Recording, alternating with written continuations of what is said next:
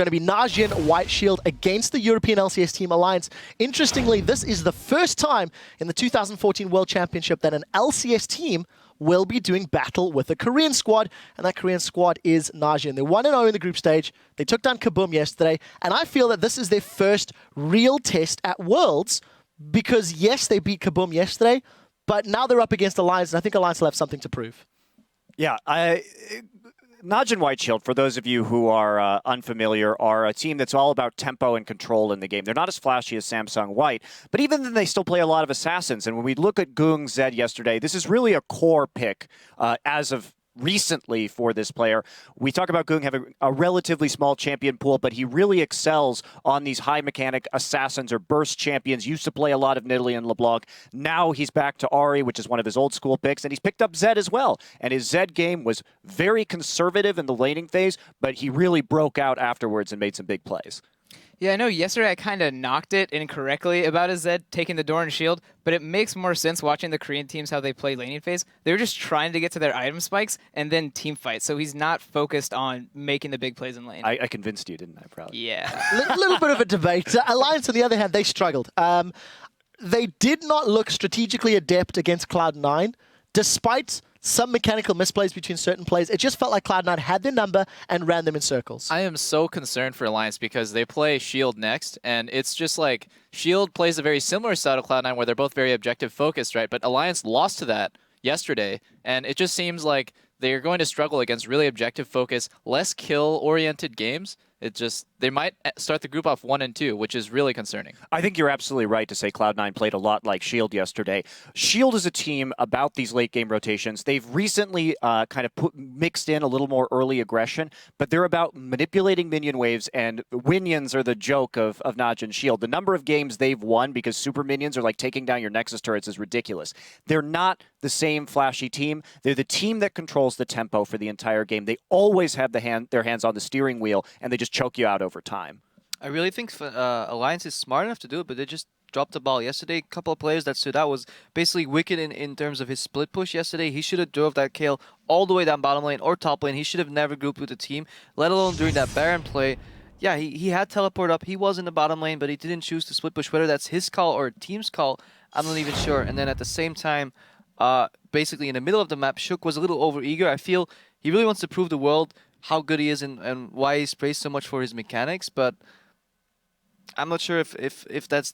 It wasn't needed. They played a late game composition and he didn't need to be that overeager. Well, yeah, Alliance might get better today, but really, I mean, yesterday Wicked was playing balls. He was very good. Probably one of the best, if not the best, top lane in North America. But today, they're going to be playing safe. And this guy's like the top lane superstar from Korea. So it's really...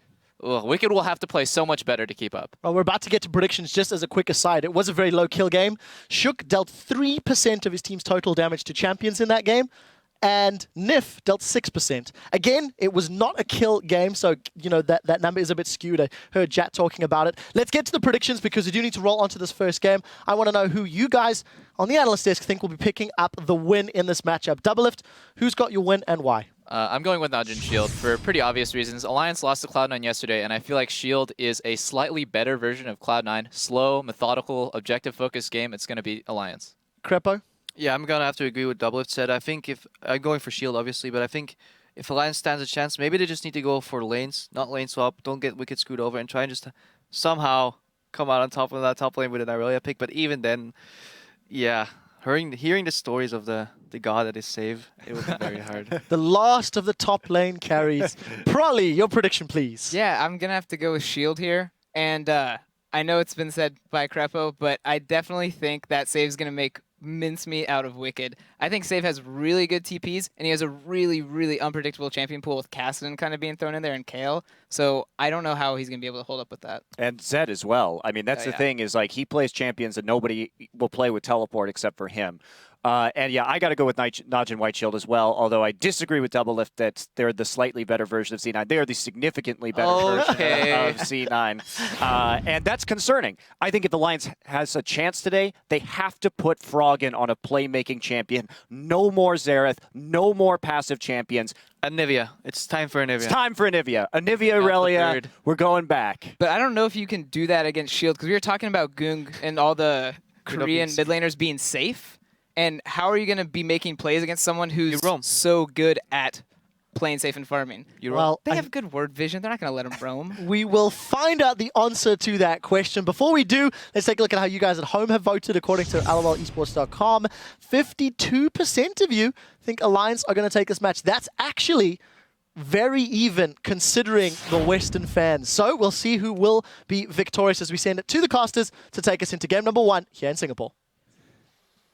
Thank you very much, Quick Shot. Hello, everyone. I'm Joe Miller here with me for the first 3 games of Joshua Jack Leisman and Sam Kobe Hartman-Kensler. This first one going to be an absolute beast of a match. Europe against Korea. Yeah, I think this entire day is going to be beasts of matches, but for sure here we have teams we didn't really get to see much of yesterday. They both only played 1 game, and I just want to see how Alliance bounces back. Yeah, very excited for today. All these matches on paper look really close, so it should be a very action-packed day. Well, let's not waste any more time then and get straight into the starting lineups for this first match. On the blue side, representing Korea, is NaJin White Shield, with Save in the top lane, Watch in the jungle, Goong in mid, Zephyr the AD carry, and Gorilla on support. And on the red side, of course, from the European LCS is Alliance. Wicked in the top lane, Shook, of course, in the jungle, Frog in mid lane, and that bottom lane of Tabs and Nif rounding out the line. So as we move towards Champion Select then, I have to talk about Rumble because he's been making waves and no one's banning him out, but he keeps winning.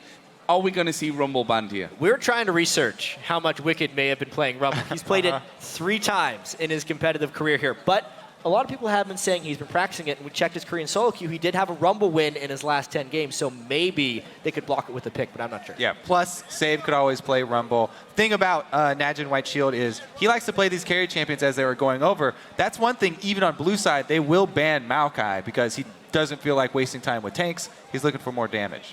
Well, we are going to be getting into Champion Select here in just a couple of moments. Day 2 here in Singapore for Group C and D. Of course, this one a big one. Alliance having a disappointing, almost no-show loss yesterday. They just didn't really turn up to that one. And we see the first ban out of the gates here. Fizz and Maokai for NaJin and the Nidalee from Alliance. Yeah, just like Kobe said, they're going to be banning out the Maokai. Very targeted bans coming from Alliance's side. They have to ban out the Nidalee. Save actually played a lot of AP Nidalee during the Korean regional qualifier that they managed to run the gauntlet on, and Zed because of yesterday. Yeah, and also this Fizz ban really early on from White Shield, taking a shot at Frog and taking away one of those champions where he can roam and where he can make plays early on. You know, Alliance losing the way that they did to Cloud9 yesterday, I definitely think they're going to switch up their strategy this time around, pick some more mid-game oriented champions and try to make those plays. Curious choice as well. Froggen only played 1 game of Fizz over the entire summer split and into playoffs, but if they're going for a certain style here and they don't want Fizz as a counter in that mid lane, that could certainly be the strategy here for Shield. And it also depends on where White Shield is researching, because if you just check his Korean solo queue account, Fizz is his most played champion as well, so he's definitely been practicing it a lot. I'm not surprised if we see a Lee Sin first pick here, because it is pretty much Shook and Watch's best champion. There are also multiple times in the regional qualifier where they were first picking Lee Sin. Yeah, Watch, spectacular Lee Sin performance during that gauntlet. Very, very much worthy of a first round pick. So what will Alliance be going for?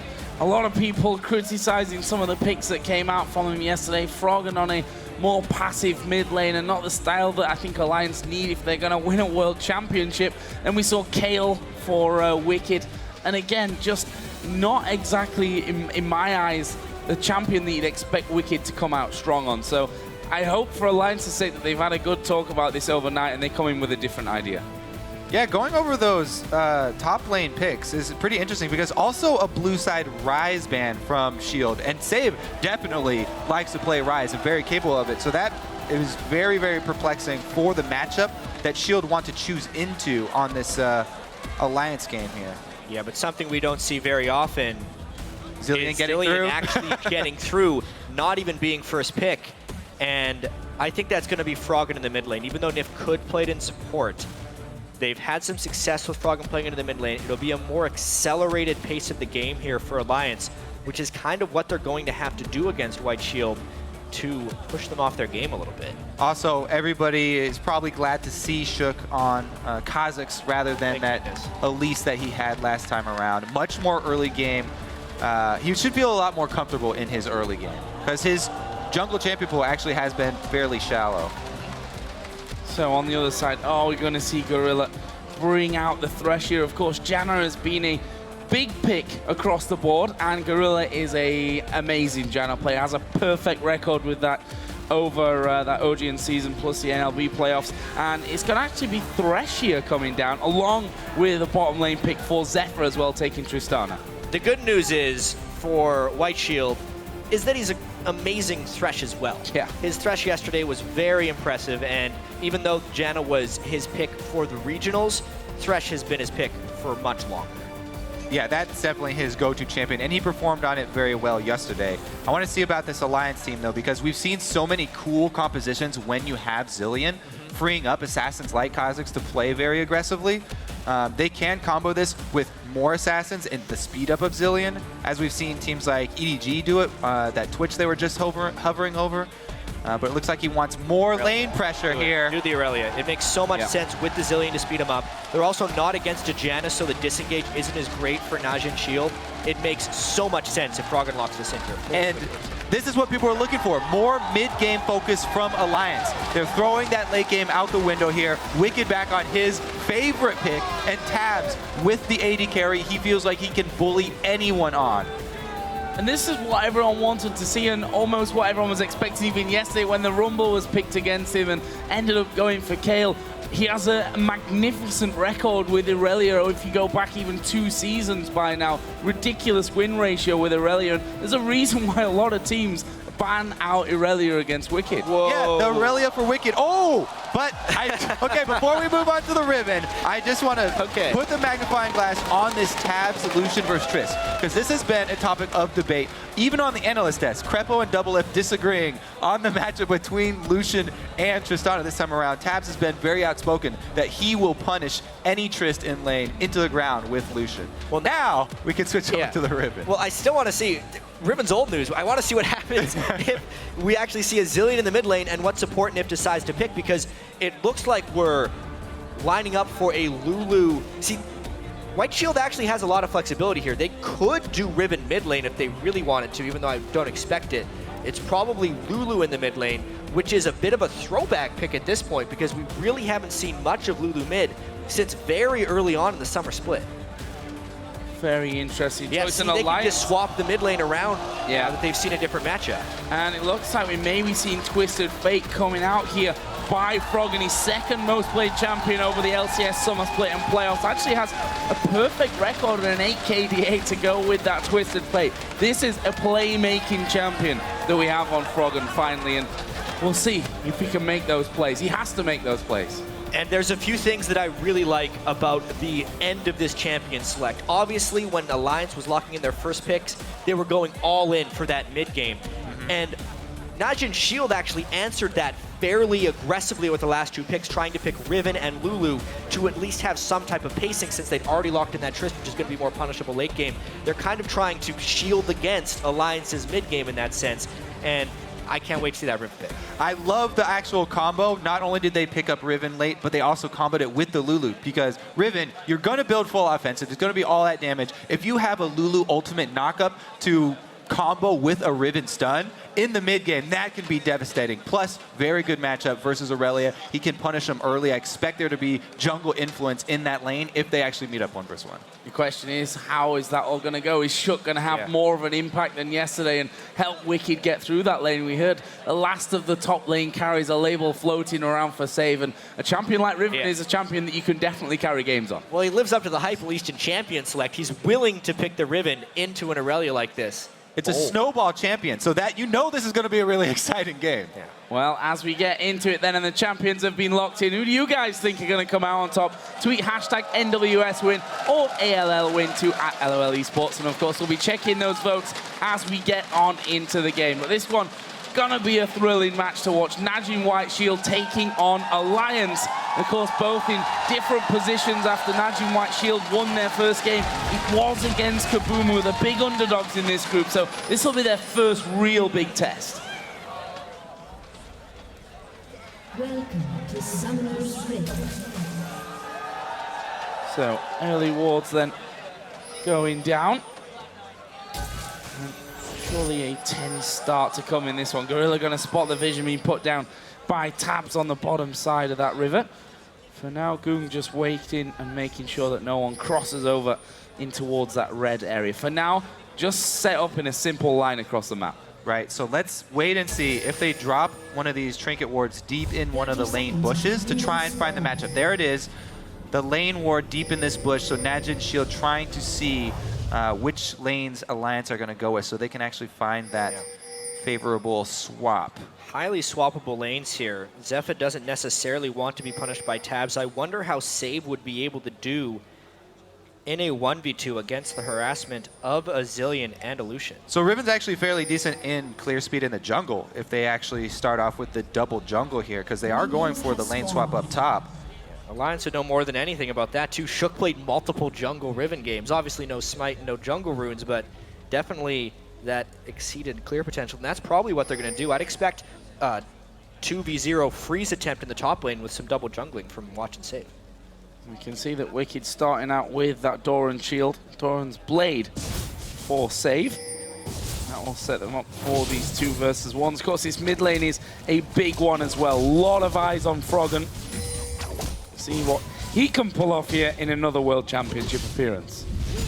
So Wicked actually, Alliance did not expect this lane swap. He goes up to the lane. Let's see how much experience he can actually soak up there, because if he can't and he gets bullied out here, then they will fall behind. Looks like he is going to be able to soak experience at least. He's soaked half a level so far, but it all depends on how well White Shield can maintain this freeze, and it actually doesn't look like they have froze all that well. They didn't group those minions because they were hiding in the bush to see what lane was going to turn out up here. So they didn't group the minions to get them to focus fire on the blue side.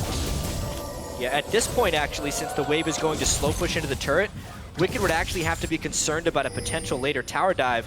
It really depends on if they want to try a 3v1 or if they just want to swap this off and turn it into a 1v1 lane, because the full experience denial isn't really possible right now. Not a freeze on the other side either. Yeah, this makes me want to watch where Gorilla's going to go, because Alliance would potentially have the duo down bottom advantage. So, they swap everybody down there. They want to deal with this push from Alliance. Let's see if Alliance can actually shove it into turret before they get there. It looks like the slow push will be too slow, though. It's going to work out just right for White Shield here. They're going to be able to get a whole bunch of experience on a Save. There's that wave going through. Save already getting into position. Gorilla will be just behind him here, but needs to wait until Gorilla gets there before he can just edge out from that tower. And there it is. Takes the instant bomb and a blast from Tabs as he goes through. Those bombs, of course, not going to be doing all too much to pain him. And actually, Gorilla's completely backed away now on this bottom side. And look at Shook moving into that bottom brush. I mean, this is what I was scared of for Alliance with Wicked getting dove, but this is a real potential dive onto Save if they can get the right minion line.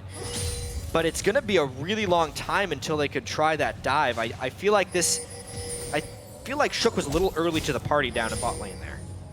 And because they're camping so many people down bottom. Oh, face check straight into it. Actually will be forced to use the flash away, and just when it looked like Alliance's luck was running out there, Save decides he was just going to have a bit of a peek. The beauty of Riven, of course, you still have that bit of mobility to get you out of those tricky scenarios. Shook is now recalled. Because Alliance spent so many people down bottom, though, waiting in this bush, there was a double roam that White Shield got off mid. They forced Froggen back. Froggen's already down 10 CS on this Twisted Fate. Going to get pushed in by Goom. Bottom side has now seen Gorilla actually join in with Save, just to give him the extra backup on that front.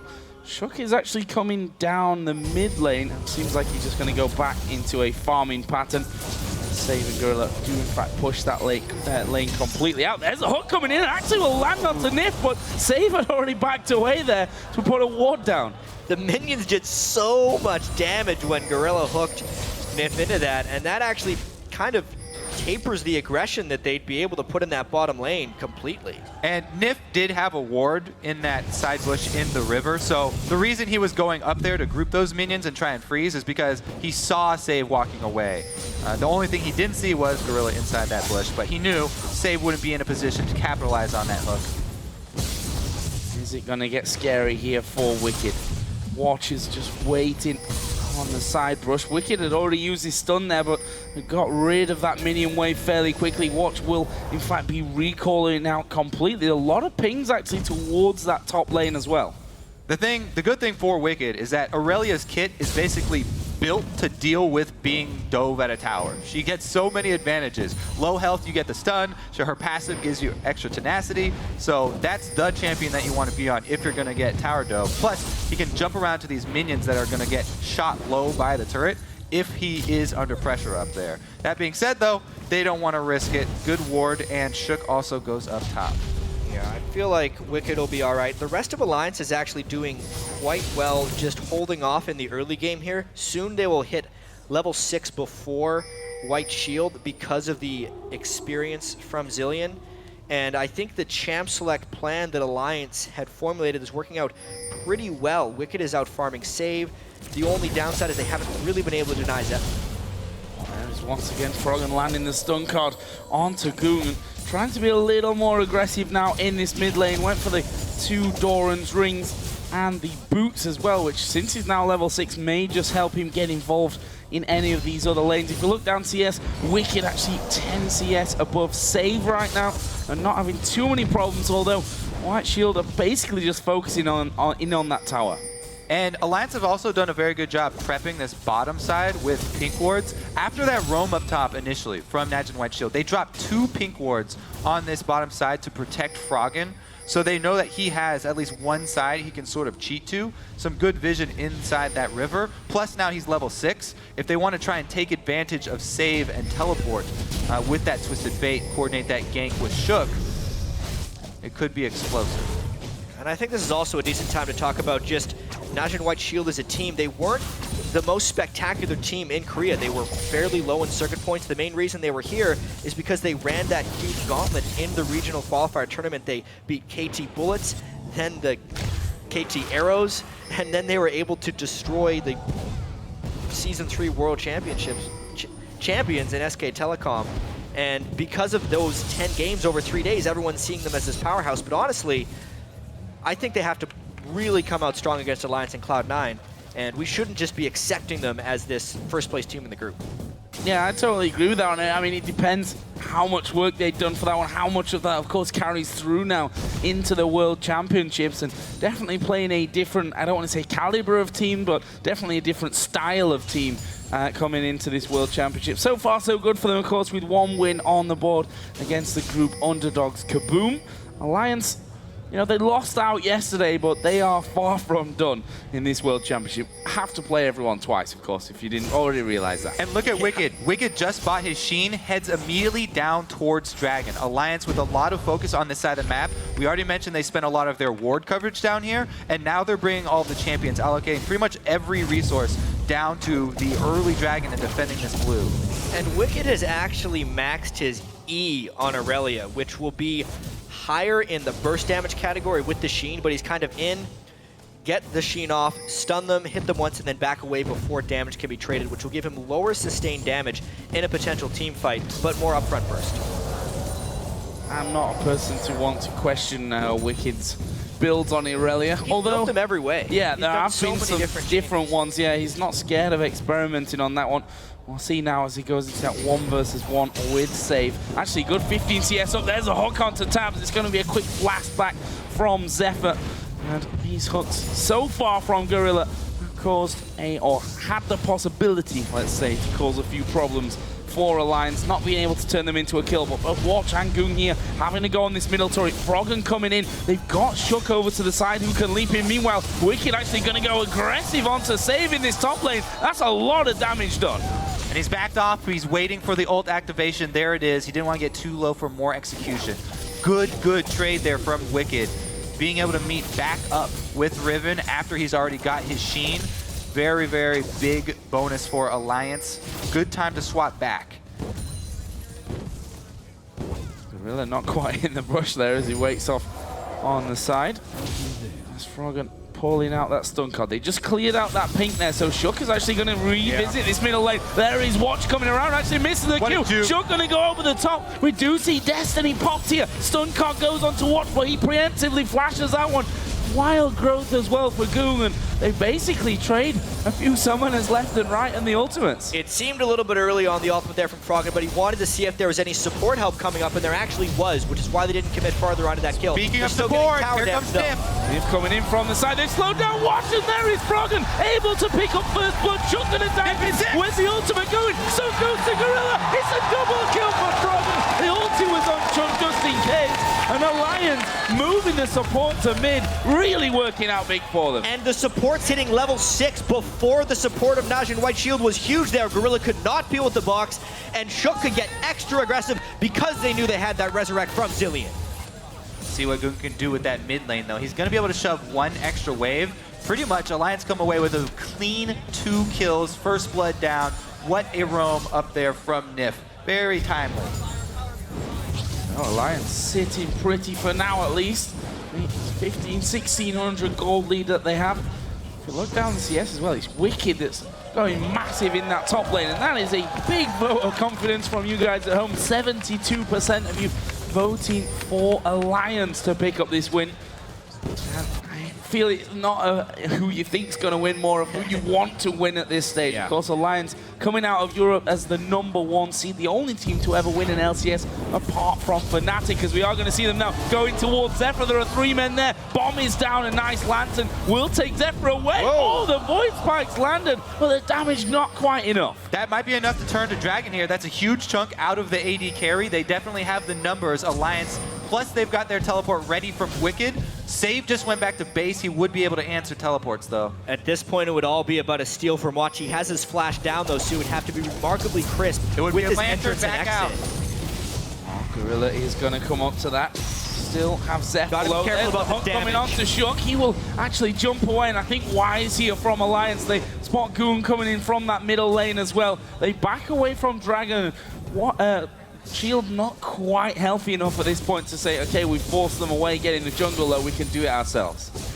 Gorilla comes over with a timely hook. Kazakh's very squishy jungler. Yes, he does have good damage for controlling the early dragons, but they didn't have anyone who could actually take that damage. Needed to juggle aggro if they wanted to do it.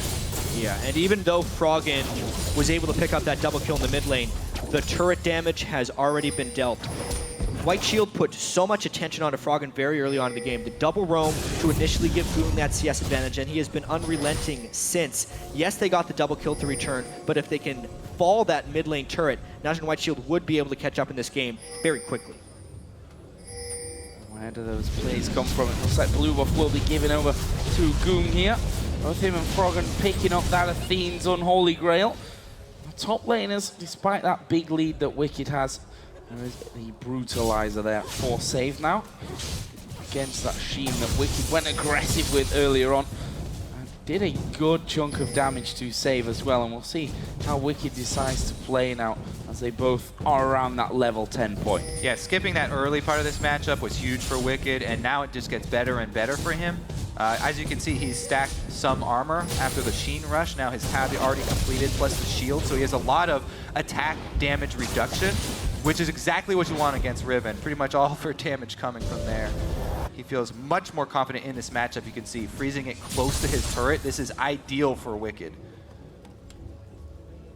So a lot of vision on the bottom side of River. Still in favor of Alliance. There's the ultimate used by Wicked, and actually gonna push save right on back there. And Wicked, honestly, having a completely black and white difference game to that one yesterday. It's one thing when you played hundreds of games on the champion. He knows the matchups, and maxing E is so good against Riven. It's allowing him to win all of these trades, but it's not helping him win the mid lane here where the pressure is unrelenting. Look at this immediate roam down bottom. This could be enough. Actually, there is the Cully coming out. Gorilla is gonna fall down. Where is Froggen? He went top for He kill. went top lane. He went top lane. I thought he was coming down bottom. He went to the top, and just like that, Alliance pick up 2 kills. That means there's going to be no answer here from NaJin White Shield. They can't try and get any more objectives. They can't go for this dragon. They just lost kill down there. It's going to be a free top turret for Alliance. And they'd already killed the mid lane. That was the answer if you were going to try and respond to the kill down bottom and the gank up top. That's a little bit aggressive right here. This is a 3 versus 3 bold move. Bad idea. Well, there are only 2 men there, and Alliance, I think, again, wisely say, yeah, let's not mess around. We've got a lead here. let's only take the safe options. We'll stick around here to at least defend Dragon. But let's have a look at that one again with Froggen coming up top. So Save goes for the all-in, but as we said, if there's going to be a fight like here, Froggen can easily roam up top, and everything is already used here from Save. So they re-engage when he has no cooldowns, stun-locked, no chance for him, any rebuttal. I mean, surely Save might have to build Mercury Treads, which isn't an ideal item on Riven here. It's a 2-second stun from Rally and more from TF. He won't be able to do much on Riven. It's also a snowball champion. If you shut down Riven here early, it's going to be hard for him to become relevant in this game, especially with a Zillion on the other team. This is big, though. Oh, they're going to go for Gung. He will pop the wild growth on himself, but he's gone. They've taken him already. Watch will get a good kick off. Nif, in the meantime, was focused there, but he had already got his ultimate running on himself. Watch is going to have to try and dodge away, but he's underneath the tower. Froggen picks up another to go on the rampage. That 2 kills, and Alliance going to go into Dragon. The stun locking from Alliance right now is really catching White Shield off guard. Goom, while he could ult himself, did nothing else. He was just stunned the whole time. NaJin White Shield are just falling apart right now. Alliance, precision, objective control. Now they clean up the Dragon, got everything on the map that they wanted. Well, he said that Froggen has to play something that he's comfortable with, something that he can make plays on. So far, he is certainly delivering. The same was said of Wicked. Let's see that fight again. All right, so this will be a very late teleport in. You can see he's already dead before Save even arrives to the fight. And then, even when he arrives to the fight, he's on the backside. So Alliance easy chase down for the second kill. That stun lock catching them off guard. Goong was just, there was nothing he could do. I just got to say, what a turnaround from Alliance between yesterday against Cloud9 to now against NaJin White Shield. They picked such a different team composition, and their mindset coming into the game is just night and day. They're looking to make plays. They picked mid-game centric champions. They are executing and taking risks. None of the things they did against Cloud9 yesterday. And all of the things we are looking for them to improve on today. So they've definitely kept their heads about them. This was just one game yesterday in the group stages. This is the very beginning for them. And that's what we have to keep talking about. These are groups where everyone plays each other twice, and these are very close groups across the board. There will be so many matchups that get traded 1-1, and every day I feel like will change the story vastly. Oh, they're going to go for Froggen. There's a Q from Watch landing, but the Wicked teleport is coming down. Stun card onto Watch. There is Shook coming around the side as well. Wicked dives in, and Alliance turn around the gang brilliantly. However, Wicked might still be in trouble. Nif will come in though, which means the chance of anyone actually dying is 0, and Alliance pick up their 7th kill. And once again, this play from Froggen, as soon as he comes under fire, they get pressure on him, he pops his ultimate to judge exactly how many members of NaJin White Shield are coming. Then they can judge this fight, call in the reinforcements, and turn it around. Very, very early TF ultimates just for vision of all the enemy champions. He's not been using it to teleport. So far, so good for the European #1s. They're currently 5,000 gold ahead at 18 minutes and 50 into this game. See how they start to move and turn this lead towards victory. If you look down some of the other items for Tabs, he's got himself Bloodthirster, the Sheen, and a pickaxe. Bit of a mixed bag there after the Bloodthirster. Definitely a different Lucian build to what we're used to. I think the big thing Tabs is worried about is getting bursted down in the duration of a Riven stun, and if he can stack up his own Bloodthirster shield, that's going to be much less likely. I personally am a big fan of Bloodthirster on Lucian. We just don't see it that often. It also could definitely aid them in some early tower taking. Bloodthirster and Sheen are the items for taking early towers, especially with Lucian. So this Alliance team, they're looking to snowball this lead, which is exactly what they should be doing. They don't want to rest on their laurels and just wait like they did against Cloud9. They have this early lead. They want to push down turrets. Hit the point as well where Wicked has a Trinity Force.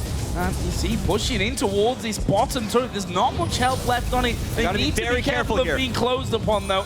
You see, Zephyr there is the hook, and he's going to land on towards Nif. He should pop an early ultimate here. Watch will come around the side. Tries to kick Tabs, but it already got away. Shook is there. Froggen's going to join in. Nif will flash. They Froggen. Nif managed to escape that one. The disengage and slow across the group from Shook. And just like that, they walk off.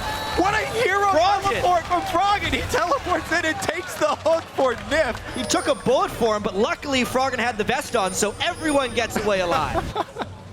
Insane stuff. where was this Alliance yesterday?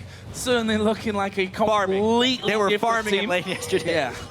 That didn't obviously work out all too well for them. You just saw Save and Wicked basically crossing paths, spotting each other, Save clearing out those wards. So how are NaJin White Shield going to deal with this now? Behind by a fair distance here against Alliance. And that's what we need to talk about now is NaJin Shield's plan to try and get back in this one. Zephyr is mostly going to be the person it revolves around. With the mid lane Lulu, they would be able to get a pretty nice Protect the Trist going in the late game. But because Save was pushed so far behind, they don't have that much overall damage. Tabs needs a friend, though. Well, he's having to go at Zephyr here. He's actually going to flash the hook. Actually makes it. He turns around towards Zephyr, but they've got the damage to get through it. Nif was trying to get in range, but his ultimate wasn't up yet. Yeah, no reinforcements this time around. Froggen doesn't have his teleport either, so they don't want to call for that collapse. Wicked as well, his summoner teleport down, so they have to work around this discrepancy now that Save actually has his teleport, so they've got much more ability to turn these small skirmishes. Even though Riven is behind, he now at least picked up the Tiamat, which opens up so many more combos for Riven, and being able to combo with Tiamat animation cancels for Riven greatly increases her damage output. And I have to say as well, Zephyr getting that kill is about the worst thing that could have happened to Alliance. That's the one person they need to be able to keep down more than anyone. They've already done their job to keep Save down, and now with the death cap on Goom to provide larger shields to Zephyr, it's going to be an even heavier focus on trying to keep Tristana down. Oh, there's the hook, and Nick's just going to be blown to pieces. Yes, he's got his ultimate. Will he be able to escape? Let's have a look at this one. He gets the slow in there, but Zephyr able to finish off that kill there with the buster shot. And that will be his second. And you were just talking about the last person that needs to get the kills now on NaJin's side is Zephyr with that Tristana, who's going to be getting stronger and stronger, and that's just in time for Dragon as well. Yeah, plus the Dragon setting up, they have perfect vision coverage over it. They sweep out everything. They already have pink wards in place. NaJin Shield taking back So many hooks! Yeah, not a lot to say about that one, I'm afraid. Shook just getting too close with no vision of where NaJin White Shield were. That is the jungler down. Froggen has actually just watered up top with his Destiny that he used just to check the area. Will clear out the waves, but they lose the Dragon. There was no point in Alliance contesting that after two people had been picked out by hooks, but those hooks are, while nice shots by Gorilla, the products of vision control, and something that Alliance struggled with yesterday against Cloud9 was actually clearing vision.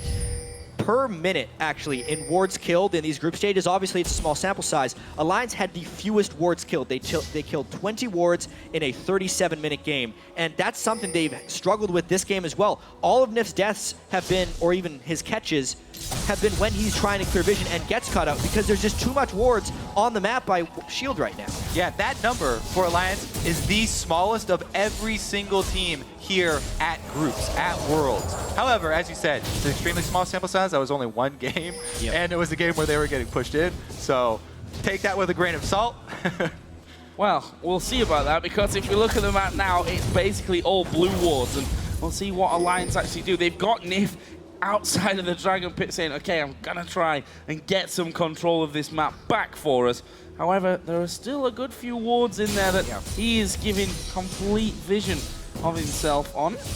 Well, I don't think there's any chase onto him for now. Meanwhile, Wicked has come down to this mid lane since Froggen did use that Destiny teleport to go onto the top side of the map. Alliance is still on top of wards. The thing is, though, this is the mid-game where Alliance needs to shine. They honestly did well in what is the early mid-game, and this is kind of the late mid-game. But because they're walking on top of wards all the time, and it's Gorilla who's finding all the fights, they're just losing their advantage. So, yeah, I'm not really sure how come they did spread out. As soon as they got that Bloodthirster Sheen, thought they were going to start grouping to take down these extra turrets, but look at them. They still are sitting on only that one turret taken. Now, they're finally getting that TF split push, going with the 4-man squad, trying to get down to the bottom. The only thing is, with those extra kills for Zephyr, he has his Infinity Edge plus Static Shiv combo already. That's clear right there. He's got plenty of wave clear with Lulu added on. Froggen, you know, there were just 4 men down in this bottom lane. Alliance didn't actually see most of those 4 men in there, as Zephyr actually going to take some damage. Froggen has pulled off the Destiny and said, oh, okay, so that's where all those guys were. They managed to take that turret. They're going to lose the top turret, but are they going to go for this one? Every Alliance player is down on the bottom side. They're committing so hard to shoving this. They do not want to stop. They're going to call his bluff. Oh, onto Frog, and he will actually get kicked to safety there by Watch. The teleport from Save is going to come in. Goon coming around the side as well. Tabs is actually fairly low. Flashing from Save. Gets the double stun off. There's the hook that doesn't quite land. But Wicked is now running as well. Wild card will come through. Wicked has the ultimate on him and will be dropped. They're going to try and turn this one around. There is Shook diving to the front. Good group slow, but Alliance themselves are just too low here. They're now going to turn around and run. What a high-level fight we just saw there. Everyone getting away with a sliver of health. Stuns, flashes, all used right before someone is going to die. And it just goes to show how much NaJin White Shield has come back in this game because they're competing toe-to-toe. Froggen just getting that gold in there. He's going to be going home to shop up decently as well the next time that he decides to go. Let's have another look at that one though. He started off again with a great Gorilla Hook. All right, so the good kick as well to Froggen, that delayed his whole gold card. Froggen never got to throw that gold card, so it bought time for Save to join the fight with his teleport. The flash stun comes in, but they didn't have it backed up with the Lulu ultimate, so there wasn't the extra chain and crowd control needed to take him all the way down. Wicked gets time enough for the Zillion ultimate to go down. They're just so scared after Shook jumped in there. The amount of burst damage that both teams can throw down on the right targets makes these fights really difficult to jump in on now. Wicked is becoming a little bit more tanky, but outside of that, it's a bunch of squishy targets that have to be very careful about where they go. Also, that flash blown by Save in the last fight is going to be crucial for them. That's a very big tool for their actual initiation. Other than that, they really need to rely on either Watch or Gorilla landing some skill shots. Definitely have Shook doing more than 3% of his team's damage this game, that's for Say sure. that again. Got himself that last Whisper now into his build. Froggen still to die at 4-0-2. Zonya's Hourglass with the Athenes, and looking like the Death Cap will be next on the cards for him. This gold has crept back slightly in favor of NaJin White Shield. 2,500 is the difference between them. Blue will be given back over to Froggen. And I think now Alliance, somewhat nerve-wracking moments for them coming up in this one. We've seen that they've been a little less decisive in the plays that they've made. Yeah, they're definitely kicking themselves for those mid-game picks that they gave up. Farming in the side lanes and then trying to gain ward coverage in a very dangerous area. That's really come back to bite them here. Especially considering the fact that Alliance is already 0-1 in groups, losing to Cloud9. They lose this one, and then they've lost to their two main competitors in their group. It's only top two that make it into the quarterfinals here. And Alliance built this team to succeed at Worlds. Losing their first two games could be devastating. That has to be on their minds right now. Yeah, and they definitely need to use these breakpoints they've just hit. They have not only the Trinity Force, but Frozen Heart on Wicked. It's a great item, especially against a team that has Riven on it. Does mess up your combos a little bit when your attack speed gets thrown off like that if you're not adjusting for it. Plus, they also have Froggen with the ability to initiate now. He has Zonya, so people who are looking for those plays from Froggen, the big carry TF plays, now he's got the potential to pull those off. Almost completed Death Cap as well, so when he goes in, his combo is going to be devastating. If he can get in on the right target and combo before having to use his Zonyas. This Dragon, though, is just being... Trying to take the turret in exchange here. They're trying to take top from Froggen. And looks like he actually will get this one. He will, in fact. The Dragon does go down, but Alliance is going to push that one through. So trading in a turret for a Dragon, and they're going to get Baron vision control. Yeah, they trade vision control of the bottom side of the map for the top side of the map here. So Alliance making the gold trade as well as the vision trade here for the higher priority side of the map. We'll have to see if it works out there. There's a lot of golden experience in this part of the game for giving away that Dragon, and Alliance didn't want to walk into that area anymore because they knew they had tried to get vision around the Dragon, and they'd already failed a few times. So it is smart. They trade the gold pretty generally with the turret there, and the Baron control, at least for the next 6 minutes, will be more valuable. Alliance do have to commit their champions there, though. You can't just lay down vision and leave the area. You have to defend your vision. That's a huge part in the Vision Wars, actually using all the champions to defend those wards. Not letting Watch do exactly what he's doing right now, sweeping out the wards, bringing in pink wards. NaJin White Shield slowly eroding all of this work that Alliance just traded the Dragon for. I feel like that's a very European trait as well, to come and get your wards down and then say, okay, peace. We're just Right, going did to leave it. now. And then they come in and clear one out. And, you know, when you get two teams doing that, that's when these Baron dances, you know, last the 10, 15, 20 minutes when they're just trading wards left and right. I don't think that White Shield are a team that are going to let you just walk in there and clear out that effort they've put in. It's a very, very important part of this game, too, because both teams have the potential to turn the game on a pick. They both have the ability to pick off champions. Froggen here is waiting around bottom by Wicked by this pink ward. So they're using some bait here. Froggen slowly sweeping in with this line of vision that they have. They're hoping Save will go aggressive, but he's down a level, and Wicked's got the 2 items. I do have to commend the item builds here. Mercury Treads can very well save multiple lives here. They have 3 pairs of Mercury Treads already on their team because they know the main way Alliance wins these fights is through stun locking. There we go. Baron Vision Control vanished. They're trading top side for bottom side here, though. They're daring NaJin White Shield to go with this shove. They're actually going to take it. It's going to be a game of chicken. Oh, there is the damage coming out towards Save. Wicked is absolutely in between gold cards. Oh, no! Last second wild growth from Goose. He actually comes back to the base. Ignite goes down. Meanwhile, Tap's taking all the damage. Will be brought back to life thanks to his support. Zephyr jumps on. There is the hunt coming in. They kill Shug. Can they kill Tap? He's still going. He's getting the kill back. And Watch has to turn and run from this one. I think he's safe. Meanwhile, down on the bottom, they did get the kill on the Save as they come around. There's the bomb.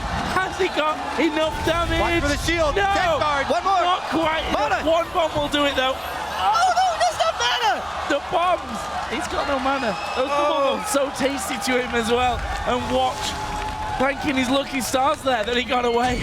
Even so, that fight was so close across both sides. Tabs will use that gold for good use. Last whisper completed now, and it just goes to show how close these teams are. Fights on both sides. Either one could have swung the game. So let's take a look at this fight, because remember the itemization of the AD carries. Tabs is a much more brawly AD carry here. Lucian, close quarters with the BT and Trinity Force. Whereas Zephyr, very squishy.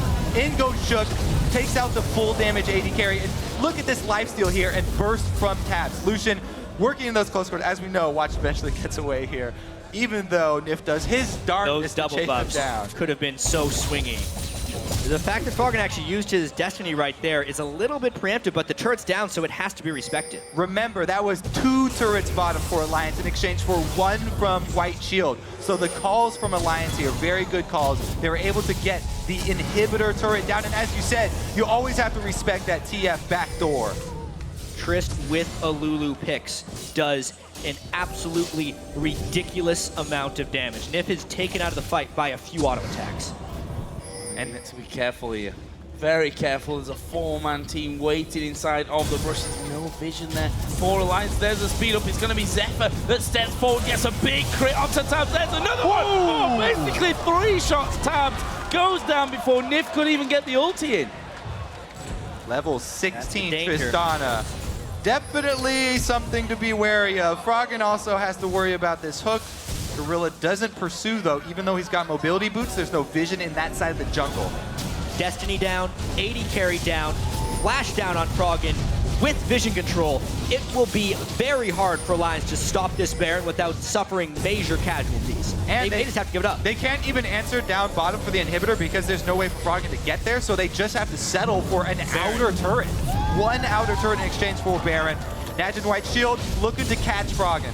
Oh, that turret is not going to go down either. They managed to keep that one alive. Froggen does head towards the bottom side of the map, but he's got to decide now. He's their wave wave clear. bottom. He has to come back because this inner turret already down to half HP. That should be taken without any problems. They've got shields galore here to make sure that Zephyr can just get in there, hit the turret without any minions, and that one is going down. Froggen finally rejoins the team. It's all about withstanding the mid game for Alliance, and that's what Shield has been able to do. They've been able to get Trist to a big point, and now they've just got the Baron buff, so Alliance has fallen behind in this one. Now they have to do their best to wave clear here. Once again, very, very important for Froggen not to get caught while they try and get this wave clear down. Gorilla has been on point with his Thresh hooks. That would be devastating for Alliance. Culling not available for this wave either. Wildcards will come through though, and you can see that they are successful in taking all but 1 minion out of that one, so they do have wave clear to hold on to it, but will NaJin White Shield decide to really dare it. I mean, if you look down their lineup, they've not got anyone that's massively tanky, although you could also say the same about Alliance. Wicked, of course, though, with that Frozen Heart, will also be getting a bit of extra protection going forward. Dragon is available, but for White Shield, they've got that Baron buff on, and they're going to look to make it count and leave Alliance with only their bases. Wicked gets hooked, but no follow-through. That turret survives. We've seen it so many times. The late game Lulu plus Tristana is so difficult to deal with. Yeah. Sped up and shielded up, gets to take down those turrets very easily. Retreat back to Dragon, and look at that global gold, getting right back to even. Only 1,000 separating these teams now. Yep, plus it's over 700 range to go with all that damage and shielding. Plus you can see, I actually like the Alacrity boots on Zephyr there, just to make sure he's got that extra little bit of mobility to chase down near the end of fights. It was the one thing that Alliance needed to ward off, and it's the one thing that NaJin Shield knew they had in their back pocket. If Zephyr could get a few kills, if Goon could get enough ability power to provide proper shields as well, when Lulu gets AP, it also amps the damage that Zephyr is going to be doing from picks. It's all starting to come together here for Shield. Plus, they had that all-important Mikhails to break the stun lock that has been Alliance's go-to mechanism. And a QSS now for Zephyr as well, as he comes back out of the base. So, yeah, not going to be easy to lock them up, that's for sure. Well, we see Goon picking up the Lich Bane, so basically your towers are dead if they ever get anywhere near them. Alliance focused more on that mid-game this time around, but after they had the good mid-game, gave up a couple crucial picks. And NaJin White Shield going to punish them for it. That late-game Trist coming for your inhibitor turrets. Wicked got his Guardian Angel on though now. Oh, gonna do it. There's a couple of hits onto Frog, and half HP just disappears like that. And we'll see if he decides, I gotta go back to base. You'd imagine so. This turret seems to be going down either way. As Zephyr just steps up, 4 or 5 auto attacks will bring it down to just over half health, and the shield blocking out all the damage that the turrets do to him. You can see how threatening it is right now. Zephyr is playing with so much confidence, and unless Alliance is willing to commit, they can't deal with them. The more shots they take here, the lower their chances of defending this turret become. They may give it up because they don't want to fight Shield with Baron buff. Look at Zephyr just walking up the steps there, not even scared of what Alliance can throw at him. If they're going to commit, it has to be the next wave here. That thing's going down to 2 more hits. The Baron buff is still on them, though, for another little while. I almost feel like it's smarter for Alliance to give up the inhibitor, but the culling does get burned out, gets a good amount of harass down. On to the priority target. Great. They're going for this one. Shook stepping forward there. Baron does time out Frog, and it also stepped forward with the gold card, but decided not to go aggressive. But there's Wicked diving in, tabs on the backside. He's going to duel with Zephyr. Nif, though, is all on his own in the middle. They've gone for Froggen, who uses that Sonyas. He gets shut down. Kills coming back here for Alliance, though. Look at Tabs. He's almost untouched and stealing that life back. Wicked going to come up. Gorilla mistimes the hook, but they managed to lock him up, and that a 1 for 2. That might be enough here for NaJin White Shield. Tristana is still full HP. This is going to be the base for Shield. It's so hard to use Chrono Shift on the right targets in these team fights, and Froggen is the one who needed it at that point. He was the first to die. The one on Wicked was worthless because by the time he revived, the rest of the team had to back up, and this could actually be game. Zephyr once again stepping up, gets knocked back though by the culling of Tabs, who was left relatively untouched during that last fight. Seemed to be the hope almost of Alliance as that fight was going on. They've managed somehow to hold NaJin White Shield away from it for now. Yeah, I can't wait to see that fight again because Froggen and all of Alliance went all in on Zephyr, and they were unsuccessful in taking him down. The Mikhails was burned, the QSS was burned, pretty much everything was expended, yet at the end of the fight, Zephyr ran out of there with full health. And Save did a really good job flanking around to get in the middle of the Alliance squad, so he was able to zone off the rest of Alliance and break them up so they weren't able to capitalize on Froggen after his Zanyas. Yeah, at the start of this fight, you can see Zephyr's off around the side. Wicked jumps in very quickly. Zephyr's trying to lifesteal up off those rates, so the start of this fight is very critical. You can see the priority already put onto Zephyr. Save wraps all the way around, comes from their own inhibitor to chase off Shook and Tabs. And that is what ended up isolating Froggen away from the rest of the team. The Chrono Shift was actually on Tabs. It was completely worthless. It's the Guardian Angel that revived Wicked. So an even worse chrono shift than I ended up thinking it was. It just needs to be used better for Alliance if they want to come out in these team fights, because late game scaling wise, it's the Triss Lulu ruling the day. Kind of explains why we thought that Lucian was untouched in that last game, because they were like, well, what's the point of killing him now? Let's take out Wicked at the front, see how it goes. And well, maybe that's Nif getting a little bit nervous in these scenarios, thinking if I hit it earlier, at least he's got it on him if that happens, but choosing to ignore it means that chrono shift does absolutely nothing for them in the fight. It means now if we look at the gold, still in favor of Alliance, but the tiniest of margins, only 200-300 gold the difference. Froggen has now gone back to a bot lane push, and honestly, Save at this point could kill him. Froggen only has Ghost to try and deal with this Ribbon, so it's going to take some fancy footwork. Smelled something, and he does catch him out. Let's see if they can actually get an engage here.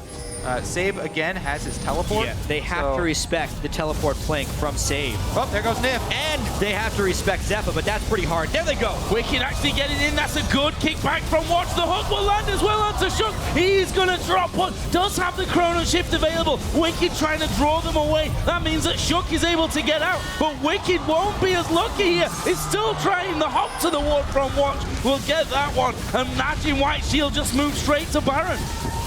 That's going to be easy, Baron, for them. Not only did they kill Wicked, but they got huge chunks out of the rest of the Alliance, and there's no ward coverage. You cannot face check this team. NaJin White Shield now going to march on that top side. What a comeback by White Shield. Rewind 20 minutes. They were down 7 kills to 0 and had almost no control. But they've been able to control Vision from behind, which is one of the hardest things to do. Controlling the Vision, getting 2 picks, and the money funneled onto Tristana. Now she's unstoppable. Speed boost from Lulu to chase. Don't even know how those little Yordle legs can carry her so fast. As the turret does go down, Inhibitor will surely follow. Tabs will step forward, but he's the juiciest of targets, and we already saw that 3-4 hits from Zephyr. If he gets lucky with those crits, then you're just going to go down without anything to say. There is the Inhibitor falling, and there is just not a lot left now of Alliance's base. We thought Zephyr was scary before. He has 3,000 gold he's about to go by with. So just across the board, you can see a lot of people getting gold in the right places. 16.6 thousand onto Zephyr, 16,000 onto Goong if we look at the gold. It has just gotten a little bit out of control there. Froggen, the only member on Alliance to really be fed, but even him, it's long cooldowns working in between, and he just cannot keep pace with the damage that Triss Lulu is putting out. And Froggen has been in these, you know, split push scenarios on his own, but the rest of his team aren't pressuring anywhere, so it's pretty easy to shut down in that case, especially when it's Save that comes down that can 1v1 him and outranges him with a teleport. Yeah, and Zeppa got his Bloodthirster as well, so not only is he going to have all these shields and spells to rely on defending him, Quicksilver Sash and all that, but he's got immense life shield. Look at that shield, over 2,000 life. 1,000. So No, 1,000 1,000, that's still a big shield. Well, it's enough to kill off that Inhibitor in the mid lane.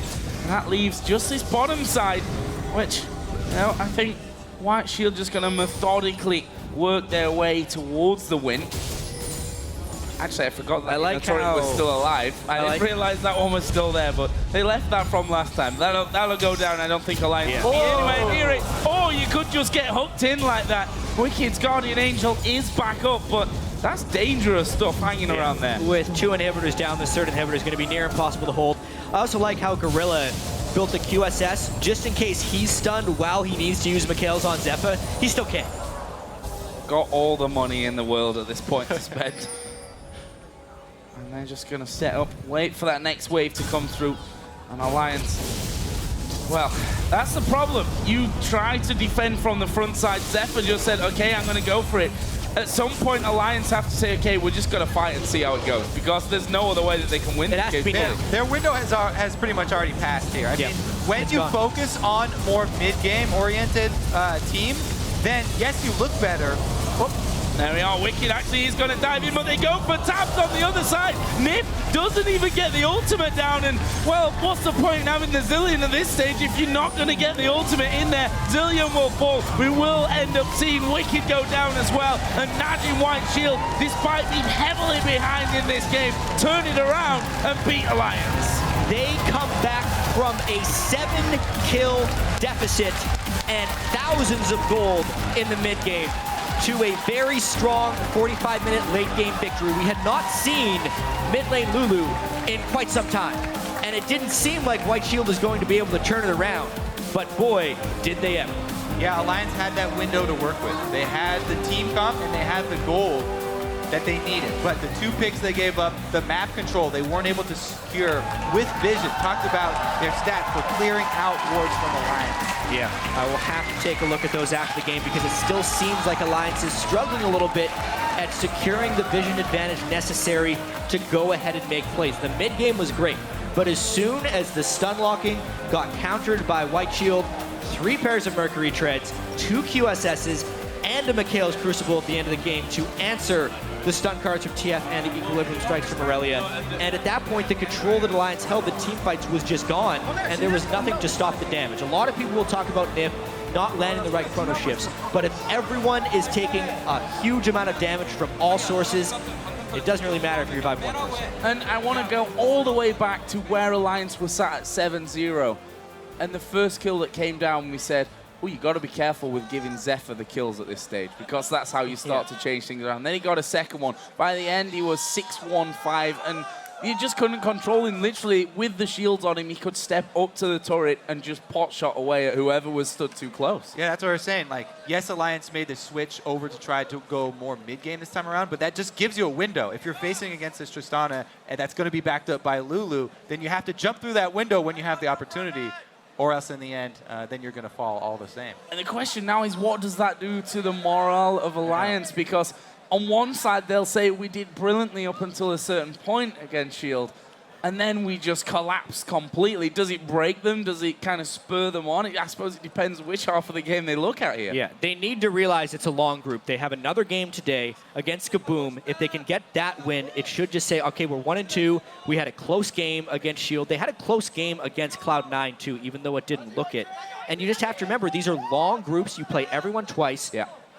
European teams at Worlds actually have a history of doing poor in the group stage and doing well next time. Fnatic lost their first game of groups last year against Vulcan and then went on to destroy the group. So they need to remember that it's a long event. They still have 3 more days pretty much to play and try and put these losses behind them. Well, one thing's for sure, they've got to beat Kaboom in that next game. Kaboom are the big underdogs for them. That's a game that Alliance just can't afford to lose. For now, though, it's a fine victory for NaJin White Shield, and we're going to send it over to the interview lounge, where NaJin White Shield's jungler is standing by with Shops. Thank you very much, guys. I am standing by here with Watch Jungler for NaJin White Shield. First up, Watch, talk to me about the strategy and the team comp you guys end up with in this game. 경기 픽밴에 관해서 좀 설명해 주세요. 저희가 픽밴이 질련을 빨리 가져가면 저희가 미드 질련 상대로 연구한 그런 픽밴이었는데 상대가 서포트 질련으로 바꾸는 바람에 약간 처음엔 경기가 힘든 경향이 있었어요. So our comp was made against mid Zillion, but then they switched their Zillion to support, so that's why I think we struggled in the early game. Yes, you said in the video before we have to shut down Frog, and then he gets 3 kills in the early game. So where did you go from there? 그 사전 인터뷰 때 이제 프로겐 선수를 많이 경계해야 한다고 했었는데 결국 프로겐 선수가 3킬을 먹었어요. 거기서 어떻게 풀어나가셨나요?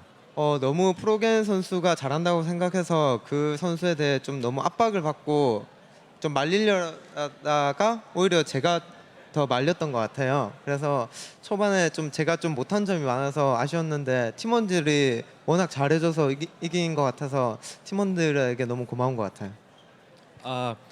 We thought that Froggen was a great player, so personally I was too pressured in order to shut him down in early game. So that's why I made a lot of mistakes. But gladly my teammates, they covered me up, and I think that's why we were able to catch up. Yeah, fantastic comeback. You beat number 1 out of Europe. You're about to play number 2 out of North America, Cloud9 later. What do you think of that matchup? 다음 경기 때 클라우드9이랑 경기할 텐데 그거에 대해서 좀 얘기해 주세요.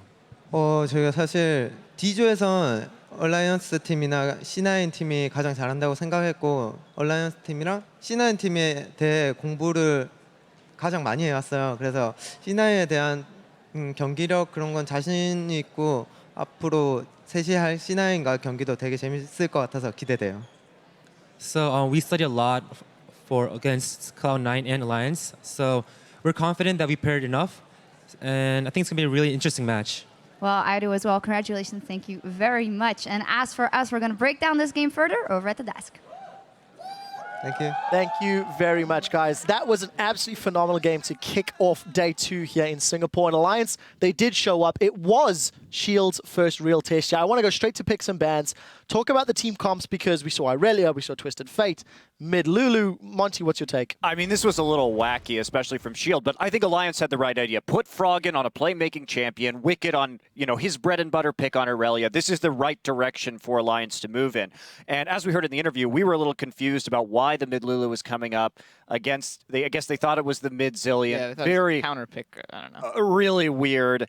Also, the top Riven, not something that Save is known for. This is only his second professional game, and he lost his first one on Riven. But just looking at the draft right away, of course, the early draft, Lee Sin, then Thresh and Tristana. But we know Goong has Ori. And if they haven't picked their mid laner yet, why not just take the Ori instead of the Lulu?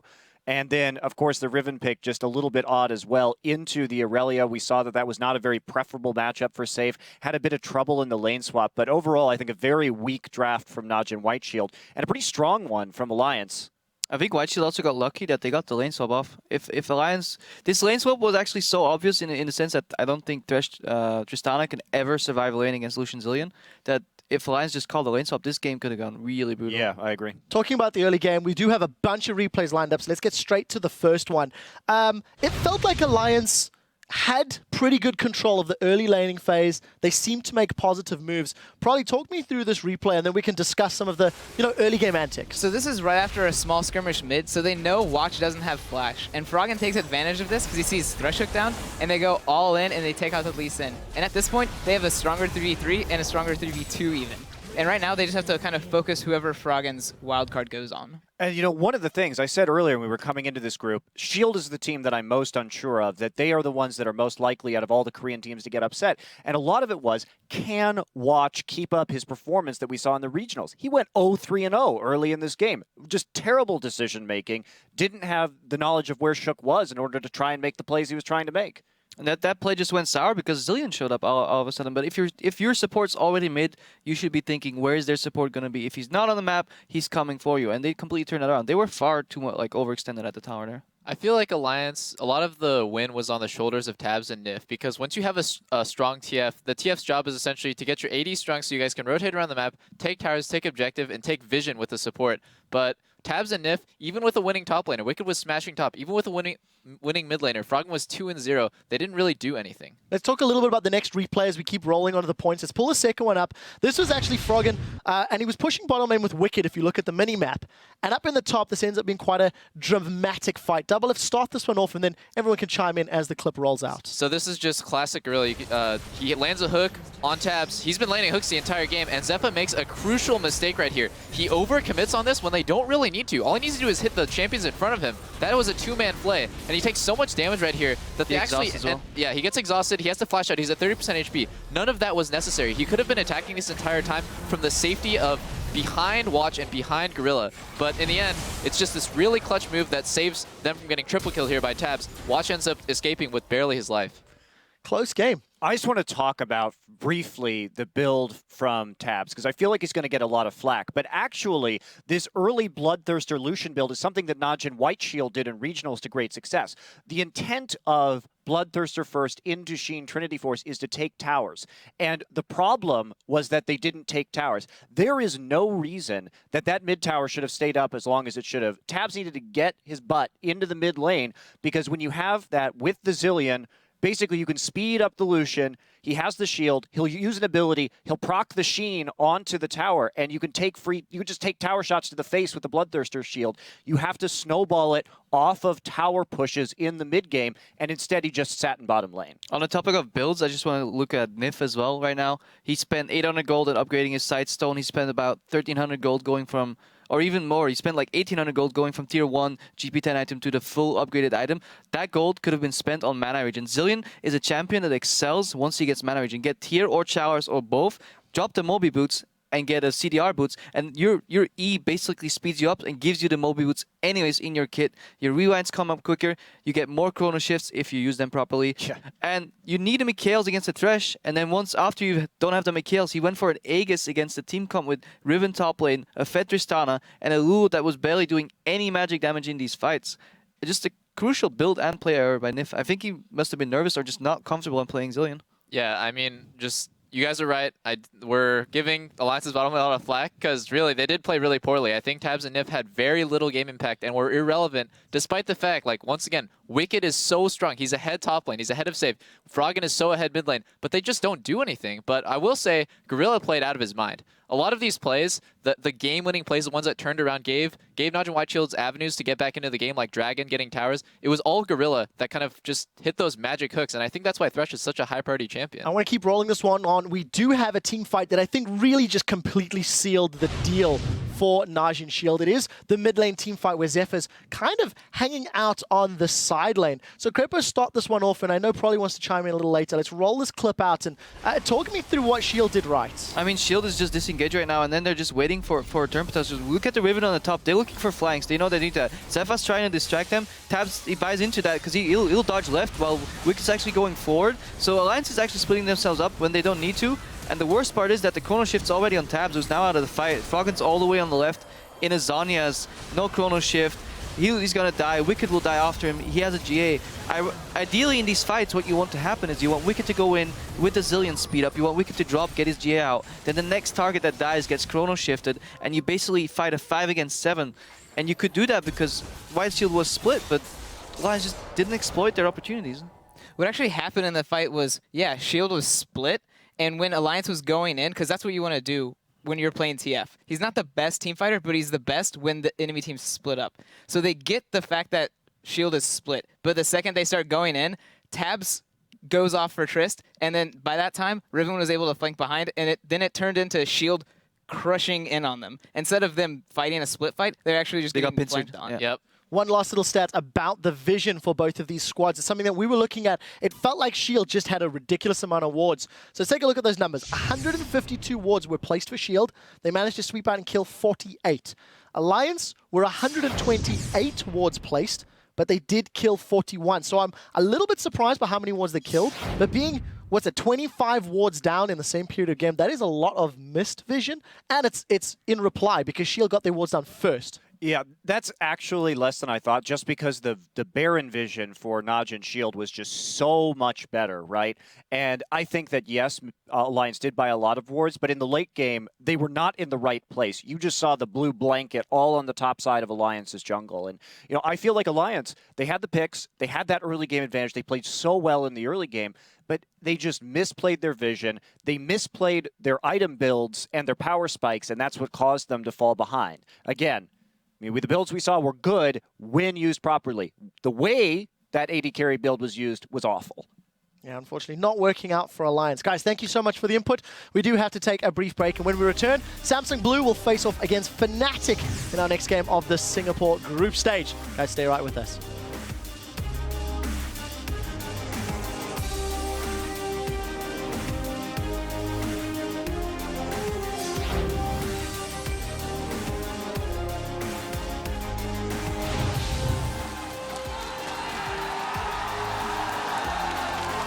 Ignite goes down. Meanwhile, Tabs taking all the damage. Will be brought back to life thanks to his support. Zephyr jumps on. There is the hunt coming in. They kill Shug. Can they kill Tabs? He's still going. Nif, though, is all on his own in the middle. They've gone for Froggen, who uses that Zhonya's. He gets shut down. Kills coming back in for Alliance, though. Wicked actually is going to dive in, but they go for Tabs on the other side. Nif doesn't even get the ultimate down, and, well, what's the point in having the Zilean at this stage if you're not going to get the ultimate in there?